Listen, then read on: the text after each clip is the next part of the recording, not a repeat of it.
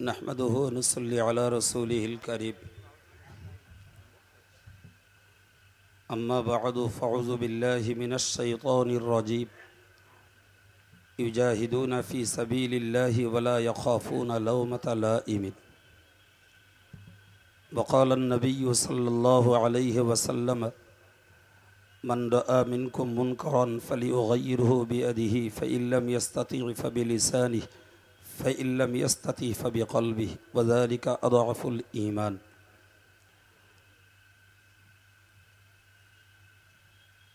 सम्मानित सर्वस्तरेर श्रोतामंडली, शुक्रिया आल्लाहर दरबारे जिनी न्यायेर पक्षे आमादेर अर्थ श्रम समय व्यय करे ए समावेते हाजिर होते मानसिकता दिएछेन, सकलेई बोली आलहामदुलिल्लाह। सकल प्रकारेर दरूद ओ सालाम प्रिय नबी सल्लल्लाहु आलैहि वसल्लमेर प्रति, ताँरी हक आदाय करते आरो एकबार प्राण खोला भाषाय बोली सल्लल्लाहु आलैहि वसल्लम। समय व्यय करार मतो परिस्थिति नेই भाई, एकदम प्रयोजनीय गुटी कथक कथा प्रथमे बोलছি।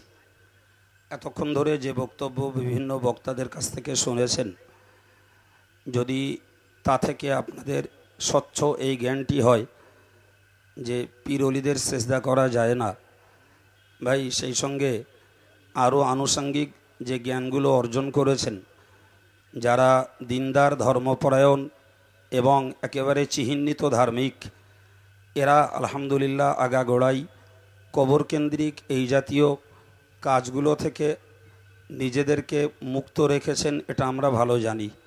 কিন্তু আমার জওয়ান যুবক অনেক ভাই রয়েছেন, তারা হয়তো কবর সেজদা করতে যান না। সাপোজ হাড়োয়ার মেলাকে কেন্দ্র করে কিংবা এলাকার যে সমস্ত গ্রামীণ মেলা রয়েছে সেই মেলাগুলোতেও অনেক যুবকেরা সাধারণ উদ্দেশ্যেও হাজির হয়ে থাকেন। আমি আজকের এই সমাবেশ থেকে সর্বস্তরের মানুষদের কাছে করজোড়ে নিবেদন করব, যেটি ঘৃণ্য, খারাপ, নোংরা, শরীয়তের দৃষ্টিতে, সামাজিকতার দৃষ্টিতে এই জাতীয় কাজগুলো থেকে নিজেদেরকে বাঁচা যেমন অপরিহার্য মনে করেন, আর আপনারাই গ্রামে গ্রামে এর বিরুদ্ধে মৌখিক আলোচনার ভিতর দিয়ে আন্দোলন গড়ে তুলুন। আগামী দিনে এই গ্রামীণ মেলা বলি আর এলাকার পাপের এক আঁকড়া হাড়োয়ার মেলা, এ থেকে আমাদের ঘরের ছেলে মেয়েরা যাতে বিরত থাকে তার জন্য সংগ্রামী সৈনিকের কাজ আপনাদেরকেই করতে হবে। আমার দাবিটা মেনে নেবেন? আমার দাবি মেনে নেবেন ইনশাল্লাহ। ভাই, 2 নম্বরের একটি কথা বলছি, মনে রাখুন যে এ পর্যন্ত যে কথাগুলি আপনারা শুনেছেন আমি তার সঙ্গে জুড়ে দিয়ে দুটো একটি কথা বলছি যেগুলো মাজারের সঙ্গে সম্পর্কিত, তবে মুখের কথাই গুছিয়ে বলতে সময় সাপেক্ষ, কিন্তু এই মুহূর্তে সময় নেই। ভাই, এই বইটা ছাপা হয়েছে মাত্র 2000, হারগিজ লোকে নিলে তা কুলোবে না। আমি বইটা থেকে গুটিকতক তথ্য আপনাদেরকে পড়ে দিচ্ছি এবং শুধু এক পক্ষের তথ্য পড়ছি না, বরং বিরোধী পক্ষের জবাব সহ বিষয়টাকে শুনিয়ে দিচ্ছি, সেখানটাই আপনি স্থির হয়ে যান। যেমন একটা কথা বলছি, এতক্ষণ শুনছিলেন পীর সেজদা করা, এখানটা একটা চ্যাপ্টার বুঝুন, কবর সেজদা করা। বুখারী শরীফ 2য় খণ্ড 413 পৃষ্ঠা। আন আয়েশা রাদিয়াল্লাহু আনহা قالت قال النبي صلى الله عليه وسلم في مرضه الذي لم يقم منه لعن الله اليهود اتخذوا قبور أنبيائهم مساجدا قالت عائشة لولا ذلك لأبرز قبره خشية أن يتخذ مسجدا। ভাই, এবারটুকু পড়ার না পড়াই ভালো ছিল হয়তো মনে করবেন, কিন্তু পড়লে আত্মতুষ্টিতাই পড়লাম। বাংলা বলছি। হযরত আয়েশা রাদিয়াল্লাহু আনহা বলেন, হযরত রাসূল করিম সাল্লাল্লাহু আলাইহি সাল্লাম শেষ অসুস্থতার সময় বলিয়াছিলেন, আল্লাহ পাক ওই সমস্ত ইহুদিদিগকে যাহারা তাদের নবীগণের কবরকে সেজদার ঘর বানাইয়াছে তাদের উপর অভিসম্পদ দিয়েছেন। তাহলে পূর্ববর্তী নবীরা মারা গেলে তাদের সেই কবরগুলোকে কেন্দ্র করে পরবর্তী নিরক্ষর অজ্ঞ মানুষগুলো সেজদা করত। এই হেতু হযরত নবী সাল্লাল্লাহু আলাইহি ওয়াসাল্লামের মাজার শরীফ খুলিয়া রাখা হয় নাই যাতে মুসলমানগণ পুজো করিতে না পারে। মুসলিম শরীফ 1ম খণ্ড 85 পৃষ্ঠা। عن جندب رضي الله عنه قال سمعت النبي صلى الله عليه وسلم قبل أن يموت بخمس وهو يقول ইন্না মান কানা ক্বাবলাকুম কানু ইয়াত্তাখিযুনা কুবুরা আম্বিয়াইহিম ওয়া সালিহিহিম মাসাজিদা ইল্লা ফালা তাত্তাখিযুল কুবুরা মাসাজিদা ইন্নী আনহাকুম আন যালিক। হযরত জুনদুব হইতে বর্ণিত, তিনি হযরত রাসূল করিমের মৃত্যুর 5 দিবস পূর্বে বলিতে শুনিয়াছেন, সাবধান, তোমরা পূর্বের উম্মতগণ তাহাদের নবীগণের ও নেক ব্যক্তিদের কবরগুলোকে মসজিদ তৈয়ারি করিয়া লইয়াছিল, তোমরা কখনো কবরকে মসজিদ বানাবে না, আমি তোমাদিগকে উক্ত কার্য হইতে নিষেধ করিতেছি। ভাই, এই বর্ণনার পরে বলুন, ভাই পীর সেজদা করা আর পীররা মরে গেলে কবরে, মানে তারা তো কবরে, সেই সামনের মাটি জমিনকে সেজদা করা এটা জায়েজ বলে মনে হলো? যারা এ কাজ করে তাদের উপরে আল্লাহর লানত। পার্থিব দৃষ্টিতে তারা মনে করেন আমরা সওয়াবের কাজ করছি, অথচ রসুল বলেছেন তাদের উপরে লানত যারা তাদের নবীদের কবরগুলোকে সেজদার জায়গা বানিয়েছে। যে আজকের নবী অনেক দিন আগে বিদায় নিয়েছেন। ভাই, নবী আজ আমাদের কাছাকাছি নয়, দূরে বলে বহুত নির্বোধেরা যেমন সত্যকারের কিছু পীর অলিদের মাজারকে কেন্দ্র করে সেজদা করে, তেমন বহু জায়গায় ফতেমান নজরগাহ, বড় পীর সাহেবের নজরগাহ, খাজা সাহেবের নজরগাহ নকল কবর তৈরি করে করে সেগুলোকে সেজদার জায়গা বানিয়েছে। হাদিস শরীফে এসেছে, রসুল বলেছেন যারা লাশবিহীন কবরকে সেজদা করলো তারা যেন মূর্তি পুজো করলো। জোরে বলুন নাউজুবিল্লাহ। তাহলে যে জায়গাগুলোতে কোনো কোনো মানুষ নেই, শুধুমাত্র একটা স্ট্রাকচার, একটা কনস্ট্রাকশন তৈরি করে সেখানে সেজদার জায়গা বানিয়ে দুধ ঢালা, বাতাসা ঢালা, হাজত করা, মান্যত করা, এ জাতীয় কাজগুলো যারা করছেন নিঃসন্দেহে তারা ঠাকুর পুজোর সমতুল্য অপরাধী। ভাই, যে সমস্ত গ্রামীণ জায়গাতে এই জাতীয় নকল কবরগুলো রয়েছে সেগুলো ব্যাপারগুলো থেকে আপনারা সতর্ক হন।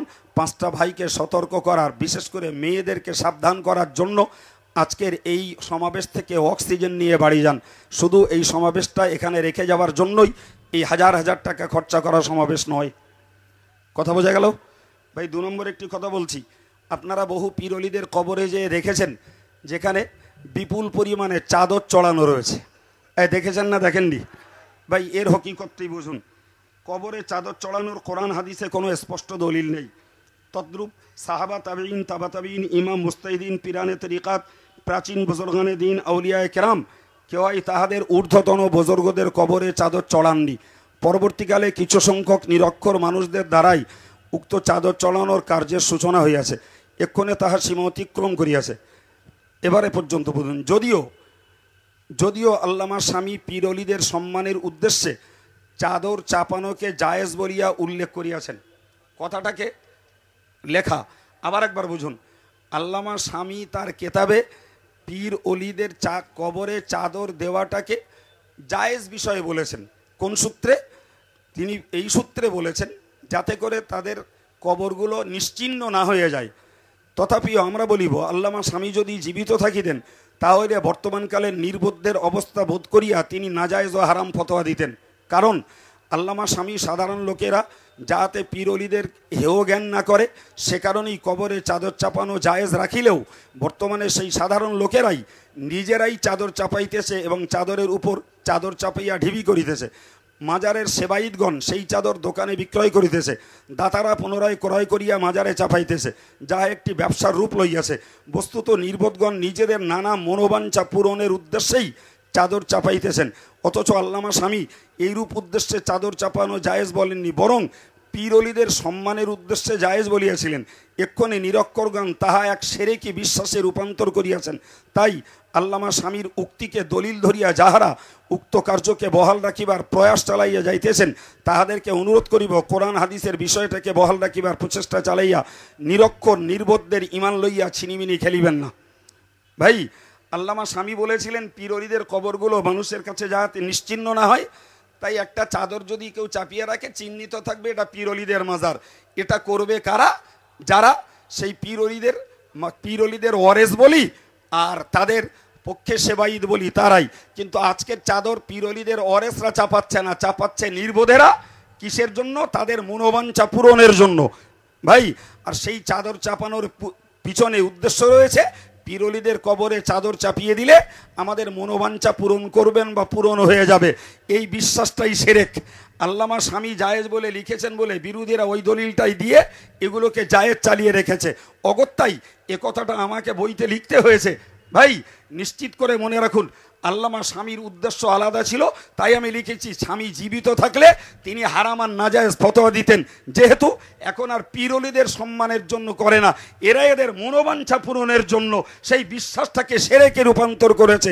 সুতরাং বর্তমান কাল অনুযায়ী পীর ওলিদের চাদর চাপানো আল্লামা স্বামী জায়েজ লিখলেও একালে এদের এই উদ্দেশ্য খারাপ হয়ে যাওয়ায় বর্তমান জমানায় পীর ওলিদের চাদর চাপানো, কবরে চাদর চাপানো সম্পূর্ণ নাজায়েজ এবং হারাম, এবং তারা মনোবাঞ্ছা পূর্ণ করবেন এই বিশ্বাসে চাদর চাপানো পাক্কা শিরক।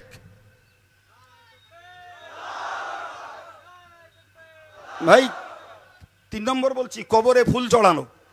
ভাই হযরত আব্দুল্লাহ ইবনে আব্বাস রাদিয়াল্লাহু আনহু বলেন, একদা নবী করিম সাল্লাল্লাহু আলাইহি সাল্লাম দুটি কবরের পাশ দিয়া পথ অতিক্রম করিলেন এবং বলিলেন, এই দুটি কবরবাসীর উপর আযাব হইতেছে, তবে কোনো বড় বিষয়ের কারণে আযাব হইতেছে না, বরং একজনের আযাব হইতেছে প্রস্রাব থেকে সতর্ক না থাকিবার জন্য, অপর ব্যক্তির আযাব হইতেছে চগলখড়ি করিবার জন্য। অতঃপর নবী সাল্লাল্লাহু আলাইহি সাল্লাম খোরমা বৃক্ষের একটি তাজা শাখা লইয়া 2 ভাগে বিভক্ত করিয়া করত 2টি কবরের উপর পুঁতিয়ে দিলেন। সাহাবাগান বলিলেন, আপনি এরূপ কেন করিলেন? হযরত নবী সাল্লাল্লাহু আলাইহি ওয়াসাল্লাম বলিলেন, আশা করা যায় এই 2টি শাখা শুষ্ক না হওয়া পর্যন্ত তাহাদের আযাব কম থাকিবে। বুখারী শরীফ প্রথম খণ্ড 64 পৃষ্ঠা, মুসলিম শরীফ প্রথম খণ্ড 51 পৃষ্ঠা। ভাই হাদিসটাকে এবার বুঝুন। অত্র হাদিসকে দলিল ধরিয়া এক শ্রেণীর মুসলমান কবরে ফুল চড়াইয়া থাকেন।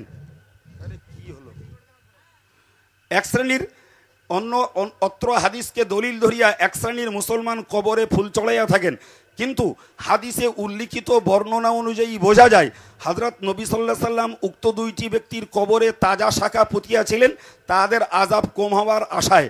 অথচ আজকের নির্বোধেরা ফুল চড়াইতেছে পীর ওলিদের মাজারে, কিন্তু মুসলমান সম্প্রদায় বিশ্বাস করেন আল্লাহ পাকের পেয়ারা ওলি বান্দাগণ কবরের আযাব মুক্ত, তাহলে তাহাদের কবরে ফুল চড়াইবার স্বার্থ কি?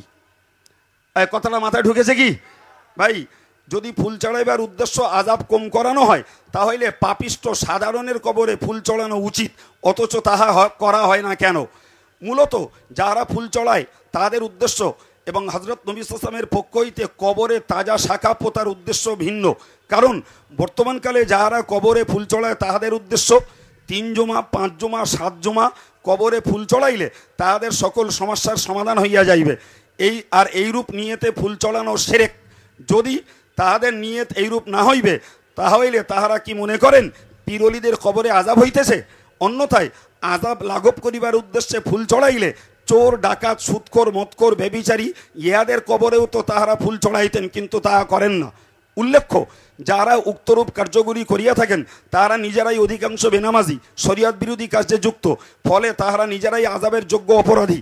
আবার তাহারা কবরে ফুল চড়াইতেছেন, ইহাতে বোঝা যায় তাহারা আসলে বিশ্বাস করিয়া থাকে যে নিজেদের মনোবাঞ্ছা পীর সাহেব পূরণ করিয়া দিবেন। আর এইরূপ নিয়তে ফুল চড়ানো শিরকের অন্তর্গত। কোনো দূষিত নিয়ত ব্যতীত যদি কবরে ফুল চড়ানোকে নির্দেশ কার্য বলিয়া মানিয়া লওয়া হয়, সেক্ষেত্রেও বলিব ফুল ক্রয়ের অর্থ মৃতের উপকারার্থে আল্লাহর উদ্দেশ্যে দান করিয়া দেওয়া সমধিক উত্তম কার্য, অথচ কবরে ফুলদাতারা তাহা করেন না। ইহাতে বোঝা যায় তাহাদের উদ্দেশ্য নিজেদের মনোবাঞ্ছা পূরণ করা ব্যতীত আর কিছু নয়। কথা বোঝা গেছে কি? ভাই ভালো করে বুঝুন, যে হাদিসে রয়েছে রাসূলুল্লাহ খেজুরের ডালটাকে নিয়ে ফেড়ে ফেলে 2টো কবরে পুঁতলেন, নিয়ত করলেন বা মনে করলেন যে এরা একজন প্রসাব থেকে পাক থাকেনি তাই আযাব হচ্ছে, অপরজন চগলখড়ি করতো তাই আযাব হচ্ছে। তাদের আযাবটা কম হবে এই তাজা খেজুরের শাখার বিনিময়ে। সত্যিই যদি ওইটাকে দলিল ধরে কবরে ফুল চড়াতে হয়, তাহলে তো যারা পাপিষ্ট পাপ করে মরে তাদের কবরে দেওয়া উচিত। এই কথা ঠিক না ভুল? কিন্তু তাদের কবরে আর দেয় না, দেয় কাদের কবরে? পীর ওলিদের কবরে।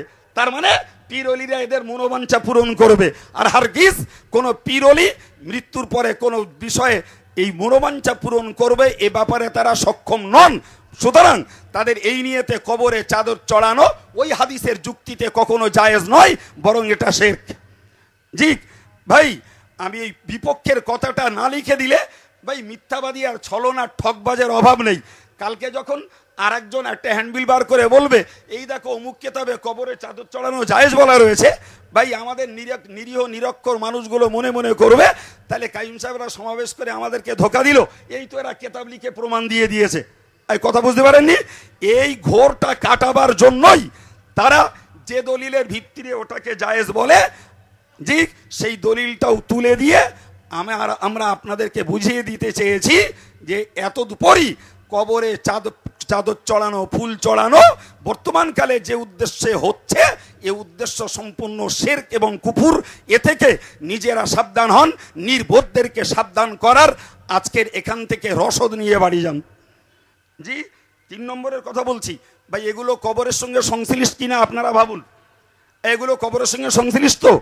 ভাই, কবরে প্রদীপ জ্বালানো কি? আপনারা অনেক কবরে যেয়ে দেখবেন বাতি জ্বালানো আছে, জ্বালানো থাকে। ভাই, কবরে প্রদীপ, লণ্ঠন, মোমবাতি ইত্যাদি জ্বালানো ইসলাম ধর্মে কোনো দলিল নেই। সত্য শরীয়তে এ জাতীয় কাজ চরম জঘন্যতম। এ ব্যাপারে ইসলাম অত্যন্ত কঠোরতা প্রদর্শন করিয়াছে। সুতরাং হজরত আব্দুল ইবনে আব্বাস হজরত নবী সাল্লাল্লাহু আলাইহি ওয়াসাল্লাম বর্ণনা করেন যে হুজুর সাল্লাল্লাহু আলাইহি ওয়াসাল্লাম কবর জিয়ারাতকারিনী মহিলাদের উপর, কবরের উপর মসজিদ তৈরিকারী ব্যক্তিদের উপর এবং কবরের উপরে প্রদীপ প্রজ্বলিতকারী ব্যক্তিদের উপর অভিশাপ দিয়েছেন। আবু দাউদ শরীফ 202 খণ্ড 105 পৃষ্ঠা। আন ইবনে আব্বাস قال লানা রাসূলুল্লাহ সাল্লাল্লাহু আলাইহি ওয়াসাল্লাম যায়রাতিল কুবুরি ওয়াল মুত্তাখিদিনা আলাইহা আল মাসাজিদ ওয়াস সুরুজ। জি, এবং এই সংক্রান্ত হাদিস হযরত আবু হুরায়রা হয়তো বর্ণিত আছে। ভাই, এই হাদিস থেকে বুঝতে পারা যায় যারা কবরে আলো জ্বালায়, বাতি জ্বালায়, ভাই এই বাতি জ্বালানোর বিনিময়ে তাদের উপরে খোদাপাপ অভিসম্পদ করিয়াছেন। হযরত ইবনে কাইয়্যিম লিখিয়েছেন, নাহা রাসূলুল্লাহ সাল্লাল্লাহু আলাইহি ওয়াসাল্লাম আন ইত্তাখিযিল কুবুরি মাসাজিদা ওয়া ইকাদিস সুরুজি আলাইহা। হযরত নবী সাল্লাল্লাহু আলাইহি ওয়াসাল্লাম কবরকে মসজিদ বানাতে এবং কবরের উপর প্রদীপ জ্বালাতে নিষেধ করিয়াছেন। জাদুল মাআদ প্রথম খণ্ড 146 পৃষ্ঠা। ফতোয়া আলমগীরি কবরে আগুন জ্বালানো বর্বর রীতি, প্রথম খণ্ড 178 পৃষ্ঠা। মেশকাত শরীফে উল্লিখিত রয়েছে, আল্লাহর নিকট সর্বাপেক্ষা নিকৃষ্ট ব্যক্তি ওই ব্যক্তি যে ইসলামে বর্বরতার রীতি অনুসন্ধান করে। হযরত শাহ রফিউদ্দিন তার ফতোয়ায় রফিয়াতে লিখিয়েছেন যে হারাম কার্য সম্পন্ন করা, দৃষ্টান্তস্বরূপ কবরে প্রদীপ জ্বালানো, চাদর চড়ানো, নিত্য গান বাজনার যন্ত্র ব্যবহার করা নিকৃষ্ট বেদাত, আর উক্ত গান বাজনার স্থানে হাজির হওয়া মাকরুহ। ভাই, 4 নম্বরে একটা কথা বলছি। নবী সাল্লাল্লাহু আলাইহি সাল্লাম একটা পিরিয়ডে কবর জিয়ারাত করতে মানুষদেরকে নিষেধ করেছিলেন। পরে বলেছেন যে তোমরা কবরকে জিয়ারাত করো, ফাইন্নাহা তুযাক্কিরুকুমুল আখিরা। তোমরা কবর জিয়ারাত করলে তোমাদের অন্তরে আখিরাতের ভয় আসবে বেশি পরিমাণ। ভাইরা আমার, যে নবী সাল্লাল্লাহু আলাইহি সাল্লাম কবর জিয়ারাত করতে সাধারণভাবে আদেশ করেছেন, সেই নবীর একটি হাদিস ইবনে মাজাহ 242 পৃষ্ঠা। আন হাসান বিন সাবিত রাদিয়াল্লাহু আনহু আন আবিহি قال লানা রাসূলুল্লাহ সাল্লাল্লাহু আলাইহি ওয়াসাল্লাম যাওয়ারাতিল কুবুর। হযরত হাসান বিন সাবিত বর্ণনা করেন হযরত নবী সাল্লাল্লাহু আলাইহি ওয়াসাল্লাম কবর জিয়ারাতকারিনী মহিলাদের উপরে অভিসম্পদ দিয়েছেন। ভাই, এই হাদিস থেকে বুঝতে পারা যায় মেয়েদের কবর জিয়ারাত করতে যাওয়া অভিসম্পদ নেওয়া। আজকের আমাদের ঘরের মেয়েরা আবেগবশত পীর ওলিদের কবর জিয়ারাত করতে ছুটছে আর দৌড়াচ্ছে, এ কবরে সে কবরে, এ পীরের কবরে সে কি পীরের কবরে। আর আমরা গার্জিয়ানগুলো ফুটোর মতন তাদেরকে অনুমতিও দিচ্ছি। যদি রসুলের হাদিসের মহব্বত আমাদের অন্তরে থেকে থাকে তাহলে নিশ্চিত করে মনে রাখুন, পীর ওলিদের কবর জিয়ারাত মেয়েদের জন্য করতে যাওয়া আল্লাহ পাকের রসুলের কথায় লানত এবং অভিসম্পদের উপযুক্ত। সুতরাং যাদের ঘরের মেয়েরা, যাদের ঘরের স্ত্রীরা হাড়োয়ায় যাক আর আদার্স কোনো কবর জিয়ারাত করতে যাক, অতি সতর্কতার সঙ্গে মেয়েদেরকে কবর জিয়ারাত থেকে সাবধান করুন, অন্যথায় রসুলের ঘোষিত লানাতের উপযুক্ত হবে আপনার আমার ঘরের ওই মেয়েরা, ওই বধূরা যারা পীর ওলিদের মহব্বত করার দাবি নিয়ে তারা কবর জিয়ারাত করতে যায়, এদের প্রতি খোদার লানত হবে। সাবধান হন, মেয়েদেরকে সাবধান করুন। ভাই আমার, ফের আবার একটা কথা বলছি। আজকের বহু পীর ওলিদের কবরকে কেন্দ্র করে আপনারা দেখেছেন সেখানে ঢোল পেটাপিটি হয়, সেখানে কাওয়ালি হয়, সেখানে রীতিমতো মেয়ে মরদের যেন একটা বিনা বাধার ধুন্দুমারি কাণ্ড হয়। হয় না? হয় না? হয়। শুনুন, রাসূল পাক সাল্লাল্লাহু আলাইহি সাল্লামের হাদিস সহিহ বুখারীর উতি উল্লিখিত রয়েছে, লা ইয়াকুনান্না মিন উম্মতি আকওয়ামুন ইস্তাহিল্লুনাল কাযযা ওয়াল হারিরা ওয়াল মাআজিফা ওয়া ইয়ামসাখু আখারিনা কিরাদাতাম ওয়া খানাজিরা ইলা ইয়াউমিল কিয়ামা। সত্যই আমার উম্মতের মধ্যে কয়েক সম্প্রদায় হইবে, তাহারা খজ এক প্রকার রেশম অথবা প্রকৃত রেশম, মদ, সঙ্গীত বাদ্য হালাল জানিবে, তাহাদের কতককে বানর ও শূকর রূপে কিয়ামত পর্যন্ত পরিবর্তিত করিবেন। এ থেকে বুঝতে পারা যায় যারা মদ ব্যবহার করে, যারা গান ব্যবহার করে, বাদ্য বাজনা যারা ব্যবহার করে, এদেরকে শেষ পরিণতি আল্লাহ বাঁদর আর শূকরে রূপান্তরিত করবেন। ভাই, দুনিয়ার সমস্ত হাদিসের কেতাব অপেক্ষা সহি বুখারী সর্বোত্তম সহি, ইহাতে স্পষ্ট প্রমাণিত হইতেছে সঙ্গীত বাদ্য ইসলামে হারাম হইয়াছে। জি তিরমিজি শরীফের হাদিসে আছে, যখন আমার উম্মত 15টি কার্য করিবে তখন তাহাদের উপর নিম্নোক্ত বিষয়গুলি পতিত হইবে: প্রবল ঝটিকা, ভূমিকম্প, ভূগর্ভে ধ্বংস হওয়া, আকৃতি পরিবর্তন হওয়া, প্রস্তর বর্ষণ হওয়া। তন্মধ্যে একটি গায়িকাদের সঙ্গীত ও বাদ্য বাজানো একটি বিষয়। ভাই, তাহলে বুঝতে পারা যায় গায়িকাদের গান বাজনাগুলো বাজানো, এর বিনিময়ে কি হতে পারে? পৃথিবীতে আসতে পারে খোদাই ওই সমস্ত গজব, যে ধ্বংস হওয়া, আকৃতি বিকৃতি হওয়া, ঝড়ঝাপটা হওয়া, ভূমিকম্প হওয়া, পাথর বর্ষণ হওয়া। এই শাস্তিগুলি আসবার পিছনে যতগুলি কারণ রয়েছে তার মধ্যকার উল্লেখযোগ্য একটি কারণ হলো মেয়েদের গান বাজনা, ছেলেদের গান বাজনা। ভাই, এরপরে বলুন, সেই গান বাজনা যদি পীর অলিদের মাজারকে কেন্দ্র করে কেউ পীরের মহব্বত করে করছে বলে মনে করেন, এই জিনিস কি কোশ্চিন কালেও আল্লাহর কাছে, রসুলের কাছে পছন্দনীয় হতে পারে? জোরে বলুন। ভাই, যে সমস্ত পীর অলিদের মাজারগুলোকে এই কাজগুলো হচ্ছে সেগুলো থেকে সাবধান হন। এর থেকেও মারাত্মক আরেকটা কথা বুঝুন ভাই, ফতোয়া আলমগিরি, যে আলমগিরি কেতাবখানি বাদশাহ আলমগীরের জমানায় সংকলিত হইয়াছিল, 700 প্রধান প্রধান আলেম একত্রিত হইয়া উহা সংকলন করিয়াছিলেন। তার পঞ্চম খণ্ড 388 পৃষ্ঠায় লিখিত আছে। ইমাম হলওয়ানি বলিয়াছেন, বর্তমান জমানার সুফি নামধারী লোকেরা সেমা, কাওয়ালি এবং নৃত্য করিয়া থাকে, উহা হারাম। তথায় গমন করার ইচ্ছা করা, উপবেশন করা জায়েজ নহে। উক্ত সেমা, কাওয়ালি ও বাদ্য একই সমান। তাসাউপপন্থীগণ উহা জায়েজ ধারণা করিয়া প্রাচীন পীরগণের কার্যকে দলিল রূপে পেশ করিয়া থাকেন। কিন্তু আমার মতে এই সুফি নামধারীদের কার্য উক্ত পীর বুজুর্গদের কার্য হইতে স্বতন্ত্র। কেননা তাহাদের জমানায় অনেক সময় একজন লোক কবিতা পাঠ করিত, যাহা তাহাদের অবস্থার অনুকূল হইত, কাজেই তাহারাও সমর্থন করিতেন। কোমল হৃদয়ের লোক নিজের কার্যের অনুকূল কোনো কথা শুনলে অনেক সময় অচৈতন্য এবং অধীর অবস্থায় দণ্ডায়মান হইয়া পড়েন, এবং এই অধীর অবস্থায় তাহা কর্তৃক কোনো কার্য প্রকাশ হইয়া পড়ে, ইহা জায়েজ ও মার্জনার যোগ্য বিচিত্র নহে। পীরগণের সম্বন্ধে এইরূপ ধারণা করা যাইতে পারে না যে তাহারা বর্তমানকালের ফাসেক, শরীয়তের আহকামে অনভিজ্ঞ লোকেদের ন্যায় কার্য করে। মূল কথা, সঙ্গীত বাদ্য কাহারও নিকট হালাল নহে। যদি প্রতিপক্ষগণ এই সরল সত্য কথা মান্য করিয়া লন, তবে উভয় দলের মতে কোনো পার্থক্য থাকিবে না।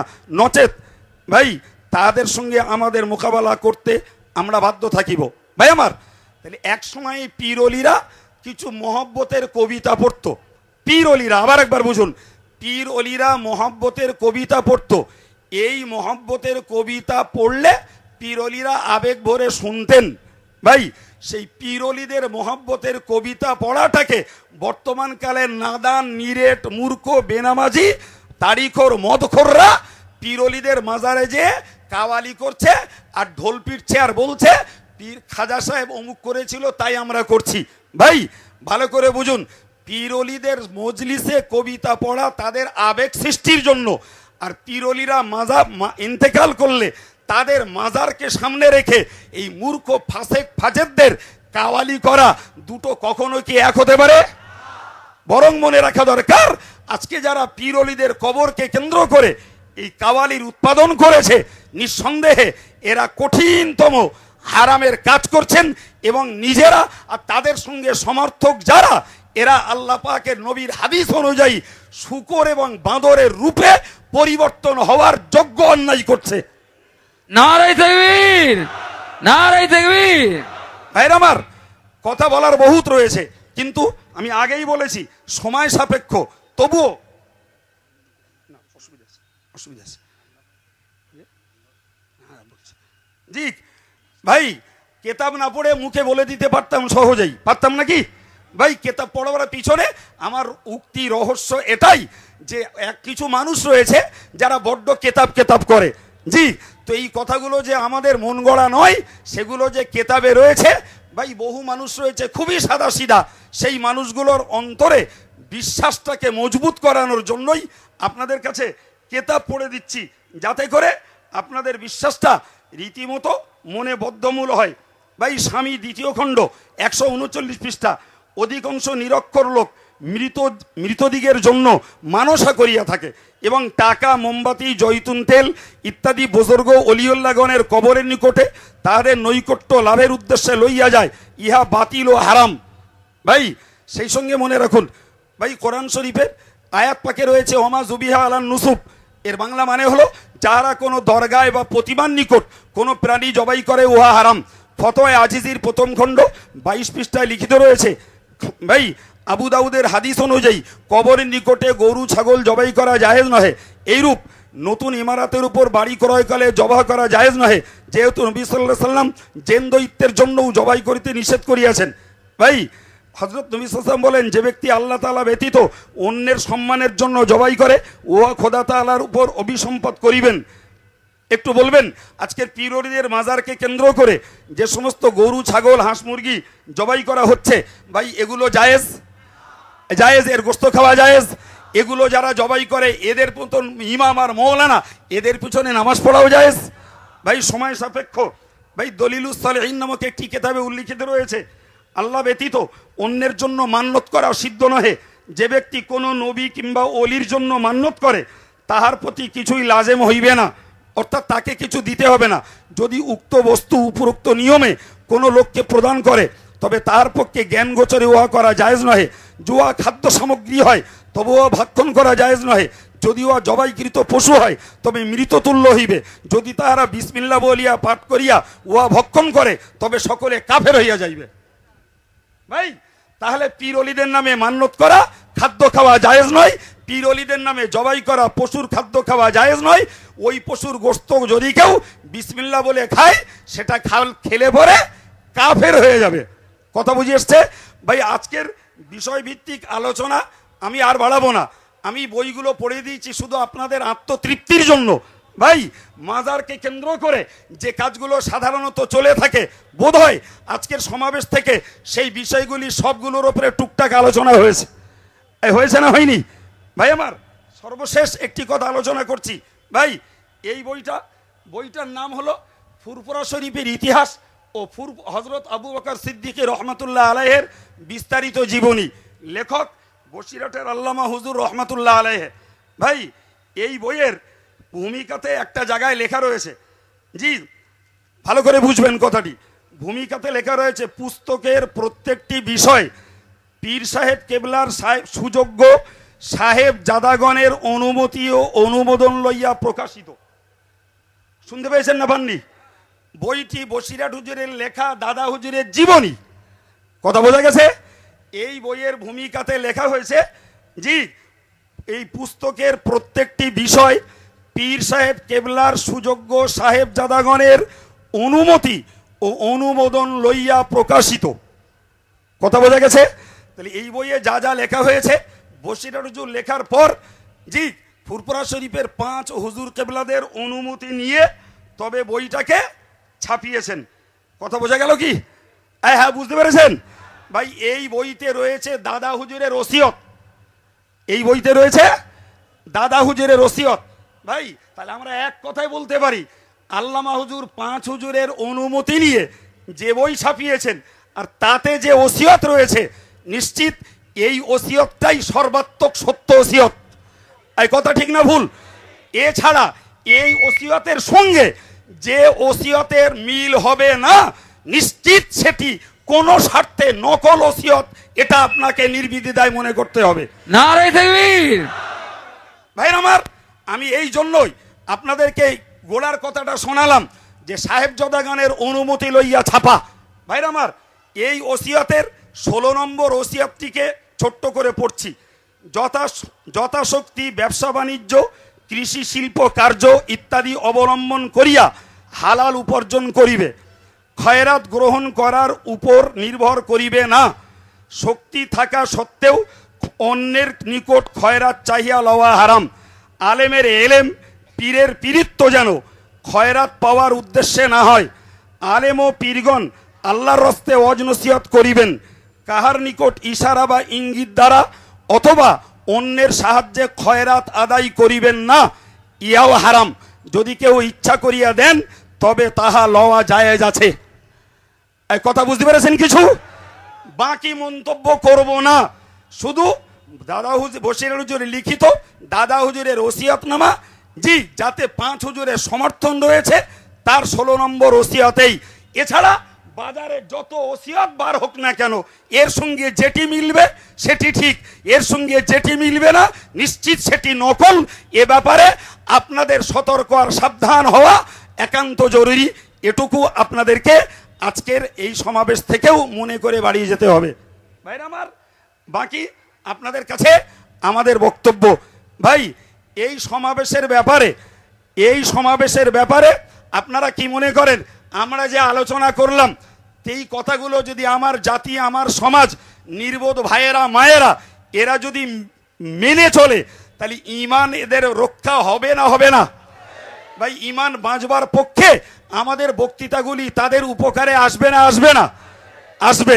ভাই তাহলে নিশ্চিত করে বলতে পারি যে আমরা নাম দিয়েছি ঈমানি সমাবেশ, তাহলে আমাদের নাম দেওয়ার সার্থকতা হয়েছে।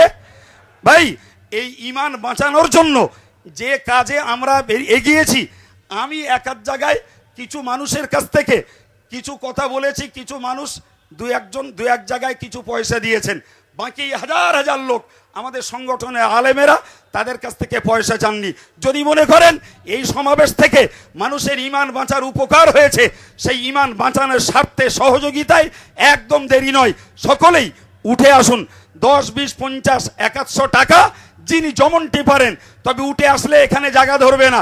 আমি ছেলেদেরকে বলছি মজলিসে যাওয়ার জন্য, এবং দাবি রাখছি ভাই 2000 কপি বই ছাপা, 2000 কপি বই ছাপা, এই বই আপনারা নিয়ে বাড়ি যান।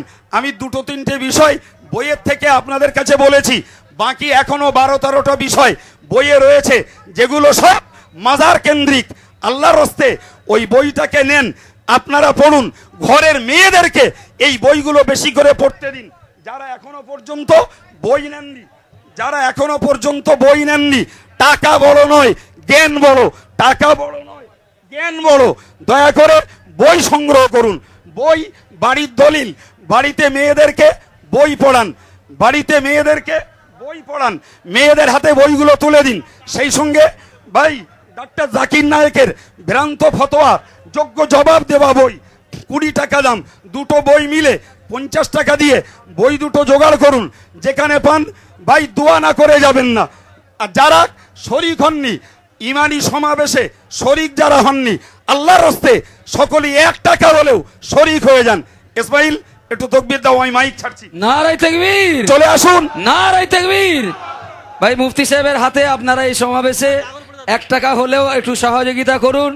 এই ঈমানি সমাবেশে আপনারা যারা এসেছেন, আপনাদের 2টো পয়সা আপনারা দিয়ে যান। ভাই অ্যাক্সিডেন্ট ঘটে যাবে, পদপিষ্ট হয়ে মারা যাবে আমার ভাইরা। একটু স্লো, একদিক একটু স্লো আসুন, একটু স্লো প্লিজ।